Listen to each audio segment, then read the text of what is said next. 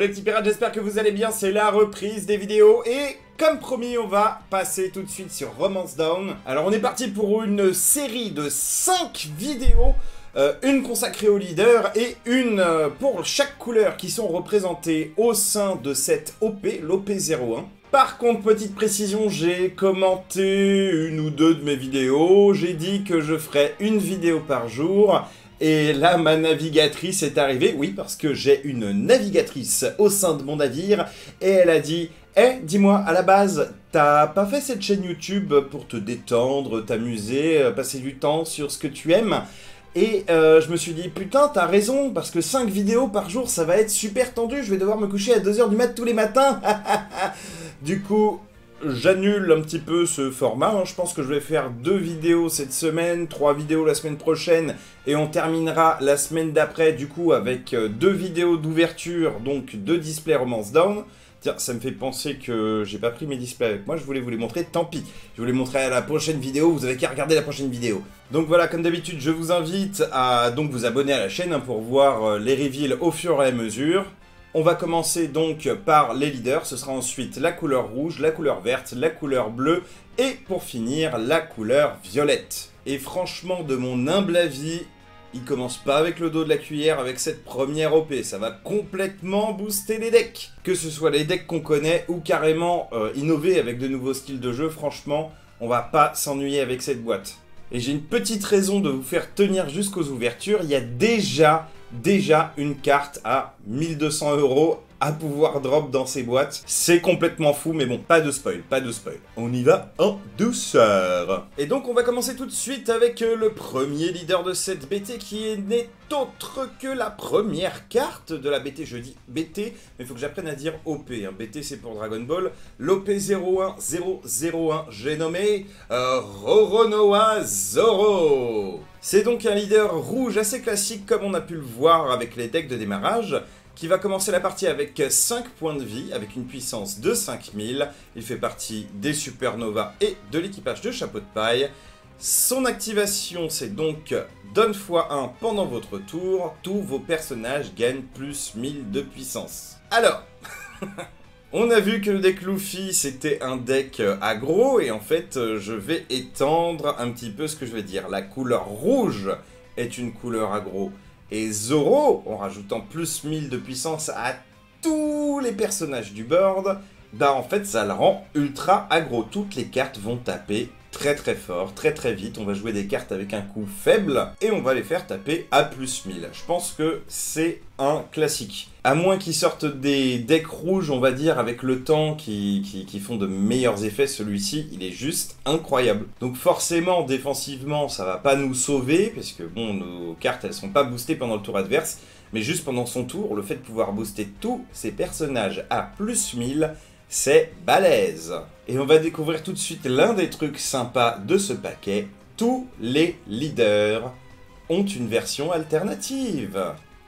Donc les cartes sont belles, ça on le sait. Mais les cartes que vous allez voir dans cette boîte, je vous l'assure, elles vont vous faire très mal. Elles sont magnifiques. Même les communes sont belles. Donc ici on a notre Zoro qui est exactement la même carte mais dans une version alternative. Tous les leaders vont avoir une version alternative. On les voit un petit peu en gros plan vénère comme ça. Bien sûr, il va de soi que je les veux toutes.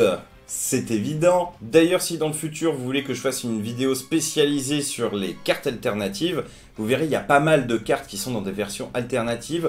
On les appellera les versions parallèles. Ce sont bien sûr les cartes les plus difficiles, on va dire, à collectionner. Et si vous avez une collection de cartes parallèles, on peut dire que vous êtes assis sur, j'allais dire un gros paquet de bifetons. Non, une belle collection, voilà. Et on continue tout de suite avec le deuxième leader de cette extension, qui n'est autre que la deuxième carte de l'extension. J'ai nommé Trafalgar Law. Mais qu'est-ce que c'est? Cette carte est de 2 couleurs différentes. Absolument comme je vous l'ai un petit peu mis en avant lors d'une précédente vidéo. Nous allons avoir, dès la première boîte de booster, des leaders bicolores. Qui dit leader bicolore dit que vous avez l'autorisation de jouer 2 couleurs de cartes dans votre deck. Ici, nous avons donc un leader rouge et vert. Rouge, c'est la force. Vert, c'est la force aussi, mais d'une façon différente. Je ne sais pas si j'ai eu l'occasion de vous le dire officiellement, mais de mes 4 decks de démarrage, mon deck préféré, celui qui est capable de faire des merveilles, c'est le deck vert de Eustaskid. J'adore les mécaniques des cartes vertes. Dans le deck Eustaskid, on a tout simplement accès à plein de petits effets sympas. C'est un deck couteau suisse qui est capable de taper très très fort quand il faut. J'en ai volé des games, j'en ai volé, je peux vous l'assurer. Et ici, pour le meilleur des mondes, on a donc un leader Supernova qui fait partie de l'équipage du Hurt, qui a 4 PV. Oui, on peut jouer 2 couleurs, mais on n'a plus que 4 PV, on a 1 PV en moins. Faut bien équilibrer le jeu, faut trouver la petite limite sur laquelle on peut équilibrer le jeu. Donc ils ont décidé d'enlever 1 PV aux cartes multicolores. On a toujours une puissance de 5000, et cette fois-ci, on se retrouve avec une activation principale une fois par tour pour 2 cartes down. Si vous avez 5 personnages, renvoyez un personnage dans votre main. Jouez ensuite un personnage avec un coût de 5 ou moins depuis votre main, qui est d'une couleur différente que le personnage renvoyé. Alors je vais vous expliquer pourquoi c'est fort. Déjà, vous vous souvenez de la carte que je trouvais bof, parce qu'il fallait plein de personnages sur le board.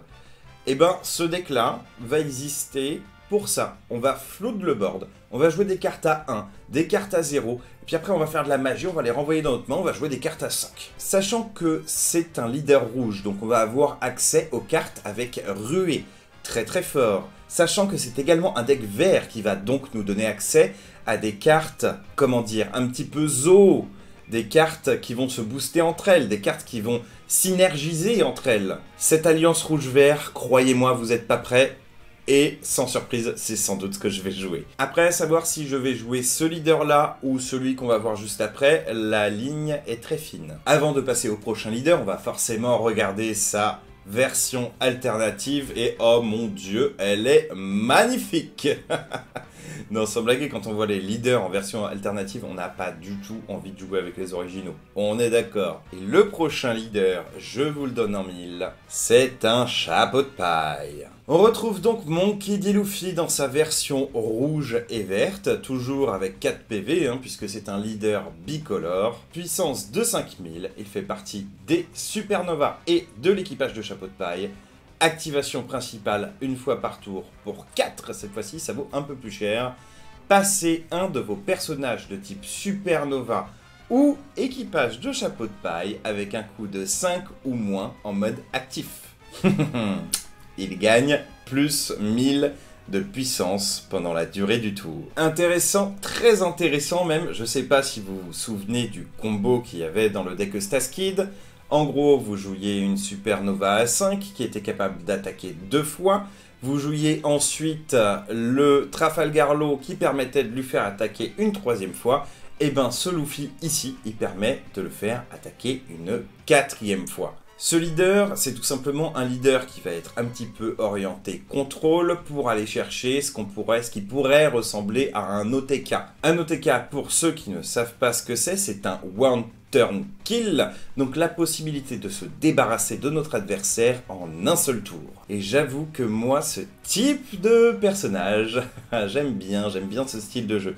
Bon, je vous mens pas que Trafalgar Law, Monkey D. Luffy, ça va être difficile de choisir, parce que Trafalgar Law va avoir cette capacité d'agresser l'adversaire en permanence, de mettre plein de petites cartes sur le board et puis de faire de la magie. Bah lui, on va préférer mettre des cartes lentes, en tout cas des cartes personnages lentes, et puis peut-être faire construire son deck différemment, peut-être de façon à se protéger. Je pense que ce genre de deck, c'est moins Goldfish qu'avec Trafalgar Law, parce que on peut vraiment s'adapter à la méta. Je dis pas que c'est impossible de s'adapter à la méta avec Trafalgar Law, mais Trafalgar Law nous impose quand même d'avoir 5 cartes sur le board. Ici, c'est pas le cas avec Monkey D. Luffy. On peut avoir une seule carte sur le board, le pouvoir, il peut être activé. Il est fort. Certes, il faut avoir une carte à 5 qui est capable d'attaquer, 5 ou moins, mais bon, on veut toujours avoir le mieux sur le board, et il faut avoir les 4 cartes down pour activer son effet, ce qui n'est pas forcément évident non plus. Mais bon, entre le vert et le rouge, et entre les nouvelles cartes qui sortent dans le vert et le rouge, vous le verrez, il y a énormément de cartes qui permettent de gérer l'adversaire en fait, de gérer des situations un petit peu tendues. Tout de suite, comme pour les autres leaders, la version alternative, on peut découvrir notre petit Monkey D. Luffy parallèle avec sa cape de débat que je vais clore tout de suite. Les gens qui disent de Wano. ce n'est pas Wano, c'est le pays des Wa, ou c'est Wano Kuni. C'est comme dans Naruto, Konoha no Kuni, c'est pas le village de Konoha no, c'est le village de Konoha, on est d'accord. Konoha no Kuni, ça veut dire le pays de Konoha. Ici, c'est le pays des Wa.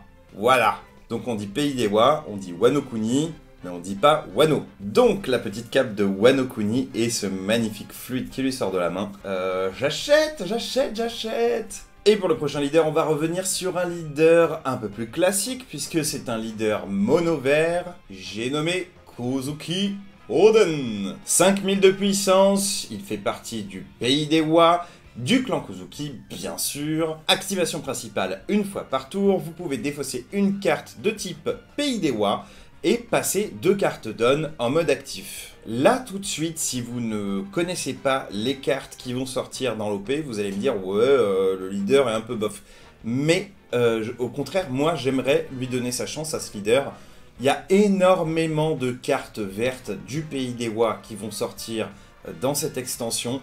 Franchement, je vous conseille de rester accroché jusqu'au bout lorsque la vidéo des cartes vertes va sortir parce que elle est absolument savoureux. Et voici, sans plus attendre, la version alternative de la carte, la version parallèle de Kozuki Oden. Et je sais pas ce que vous en pensez, mais moi, elle me fait triper de ouf. Non mais voilà, ils l'ont pas respecté, le pauvre. Enfin bon, ça se comprend, ça se comprend. Le prochain leader, je suis sûr que vous étiez nombreux à l'attendre. Il n'est autre que Don Quichotte do Flamingo. Une carte donc mono bleu avec une puissance de 5000. Il fait partie des 7 grands corsaires et de la Don Quichotte Family. Son activation c'est pour Don x2. Quand cette carte attaque pour un coup de 1, donc elle doit être attachée de 2 cartes Don, elle doit attaquer, puis on doit activer une carte Don depuis sa zone de coup, révéler une carte depuis le dessus de votre deck. Si cette carte est un personnage de type 7 grands corsaires avec un coût de 4 ou moins, vous pouvez jouer cette carte en mode inertie. Et là vous vous souvenez de la Boa Hancock complètement injouable, hein? Parce qu'elle valait 3. Bah c'est un 7 grand corsaire, elle vaut 4 ou moins, on est bien, voilà, enfin. Bon, ça reste pas une carte incroyable, hein, mais bon, surtout qu'on la joue en mode inertie, jouer un bloqueur en mode inertie, hein, je sais pas trop. Toujours est-il que si votre adversaire va taper la Boa Hancock en mode inertie, quelque part c'est comme si vous aviez encaissé une attaque avec elle, hein. Donc bon, c'est pareil que l'effet du bloqueur. Si je puis dire, vous vous imaginez bien, on va avoir des cartes bleues qui font partie des 7 grands corsaires, qui vont pouvoir renforcer cet archétype, mais pour être honnête avec vous, à première vue comme ça, je ne suis pas fan de la carte. Enfin, si, la carte en elle-même, l'objet, si, oui, je le veux. Surtout cette version alternative, là, je la veux de ouf. Mais, je sais pas, le fait de... Enfin, je sais pas, ça vaut déjà un peu cher. Il faut lui attacher 2 cartes d'on. Il faut mettre une carte en inertie. Après, c'est vrai, on joue une carte avec un coût de 4 pour 1. Quelque part, on se dit, notre leader, ça peut être worse de le booster de toute façon avec les 2 cartes d'on. Mais j'ai ma petite réserve. À voir, faut faire tourner le deck, faut voir tout simplement si ça rentre dans la méta. Voilà. Mais voilà, avec ce qu'on a vu avant déjà, j'ai 2-3 petits doutes.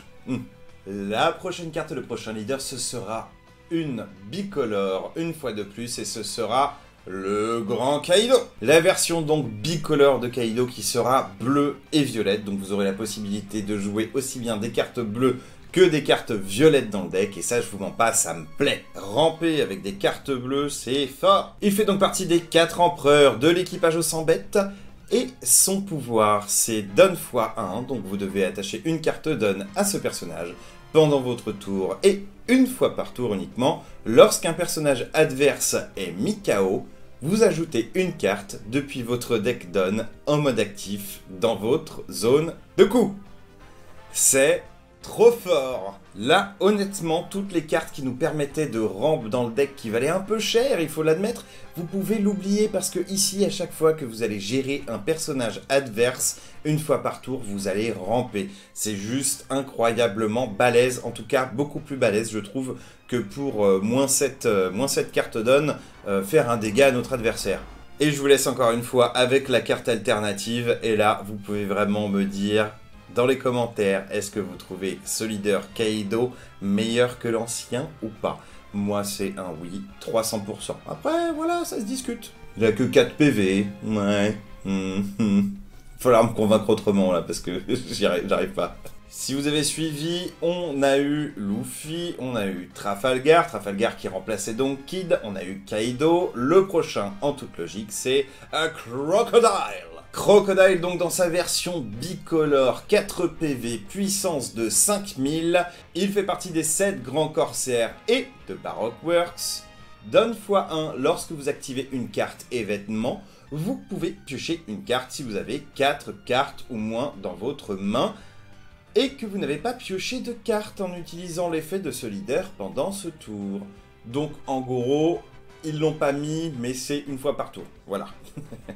Alors j'ai un petit doute sur la puissance de ce leader, tout simplement à cause de cette limitation une fois par tour justement. Vous verrez, on a un réel intérêt à jouer des cartes événements, on a même des facilités à jouer des cartes événements dans le deck, mais en fait le fait que ça doive remplir 2 conditions pour piocher. Déjà, la première, avoir 4 cartes ou moins dans votre main. Deuxièmement, la possibilité de ne piocher qu'une seule fois grâce à cet effet. J'ai des réserves. Je dis pas que c'est nul, je dis pas que c'est mauvais. Vous allez voir, il y a des cartes qui rentrent vraiment dans cet archétype.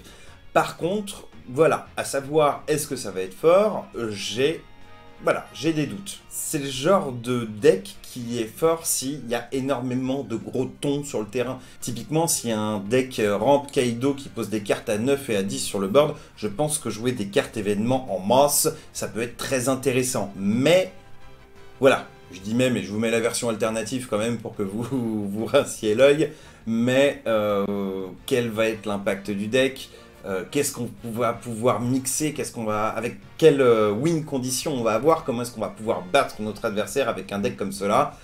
Je vous y répondrai dans les semaines qui viennent, bien sûr. Et on va passer tout de suite au dernier leader de cette OP01 Romance Down, j'ai nommé King.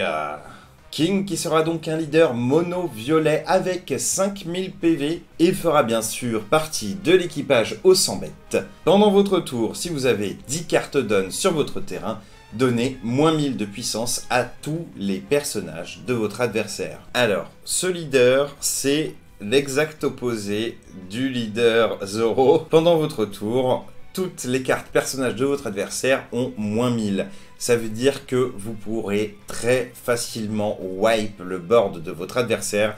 Surtout que ça va marcher avec les cartes, par exemple, événements, qui peuvent gérer une carte de 3000 ou moins. Là, une carte à 4000, elle passe à 3000, donc forcément, ça dégage. Bien sûr, pour arriver à avoir ce pouvoir le plus vite possible, il va falloir ramp un peu, avec les mécaniques de l'équipage au 100 bêtes qu'on a déjà vu dans le deck Kaido. Et qu'on va continuer à voir avec les mécaniques des cartes violettes en général. Le violet, c'est ça, ça veut ramper, ça veut mettre des cartes puissantes. Et là, je peux vous assurer que, pour moi, c'est très très fort. Vous me direz que c'est peut-être un peu équivalent justement à booster à plus 1000, mais non, parce que si notre adversaire nous détruit notre board, quelle carte on va bien pouvoir booster? C'est une bonne question, n'est-ce pas? Bon, bien sûr, le rouge aura toujours des cartes ruées qui pourront attaquer notre adversaire, donc à plus 1000. Mais franchement, moins 1000 sur le terrain adverse pendant notre tour, c'est pas déconnant non plus. Je vous laisse tout de suite avec la version alternative. Et maintenant, c'est votre tour. Ça va être votre tour de me dire dans les commentaires quel est votre leader préféré. Quel est le leader qui vous attire le plus? Moi, je vais pas vous mentir, c'est Luffy. Bien sûr, je sens que Trafalgar Law, il va mettre des patates de forain, mais c'est pas mon style de jeu. Moi, je préfère toujours jouer un petit peu mid-range, contrôle. Trafalgar, il va être super aggro, et il y a des fois où il va se manger des match-ups ultra défavorables. Et moi, j'aime pas jouer comme ça. Après, d'une manière générale, je suis vachement plus attiré sur les leaders bicolores là que sur les leaders monocolores. Avec toutes les cartes qu'on va découvrir, vous allez voir le monde des merveilles qui s'offre à nous. Bon, après, en monocolore, si je devais choisir un leader, ce serait plutôt Kozuki Oden. C'est du mono vert, il y a des mécaniques un petit peu, comment dire, un petit peu novatrices dans le deck. Moi, j'aime bien ça. En tout cas, voilà, c'est tout pour cette vidéo. Je vous dis à dans 2 jours, certainement, pour la prochaine. Bien sûr, je le répète à chaque fois, mais abonnez-vous à la chaîne, c'est très important. Du moins, si le contenu vous plaît, bien entendu. Si le jeu de cartes en général, One Piece vous intéresse. Lâchez des likes sous la vidéo, n'hésitez pas à commenter, ça fait vivre la chaîne, ça la fait exister dans l'algorithme de YouTube. Comme d'habitude, je vous embrasse très fort et je vous dis à très vite pour les cartes rouges. Ciao!